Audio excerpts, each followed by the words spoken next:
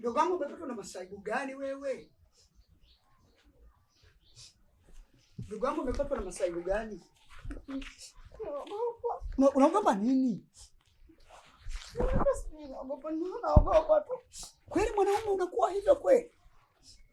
Si unawaambia wenzako kama unaogopa kitu gani ili waweze kukusaidia ndugu wangu. Dunia hii ni kuchangamka. Mwanaume hatakiwi kuwa kama kitu fulani hivi mwanaume. Mwanaume ni kuchangamka, kupigana maisha kila siku. Hebu tuambie tuweze kukusaidia. Umepatwa na nini hasa? Nilikuwa nimekaa pale nje. Kiwangu akaja mbio. Akanambia, "Kiwangu ndani kuna mdudu." Kwa hiyo mimi nikatoka pale na panga langu. Nakimbia mpaka ndani mbaya kitandani namkuta mende kaachali na mimi nikakimbia naogopa. Huko nyuma kwenu kulikuwa na nini hasa kwenye nyumba hii? Ndugu wangu. Naogopa mende.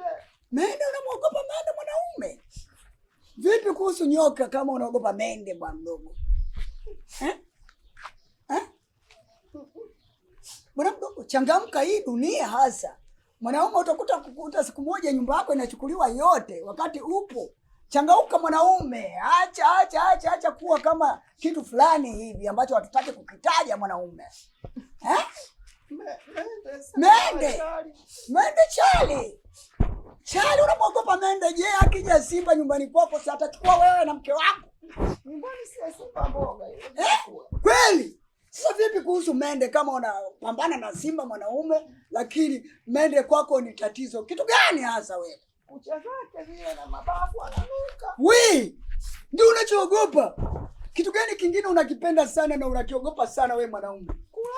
Kulala?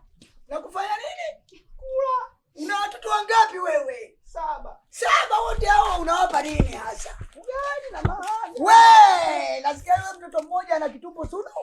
Nini hasa tatizo? Alikuwa anakula madongo. Madongo. Haki ya Mungu wewe. Wewe unapenda kufanya kazi gani mwanaume?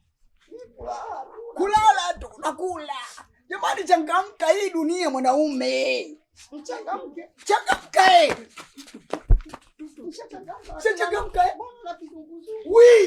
Endelea kuchangamka.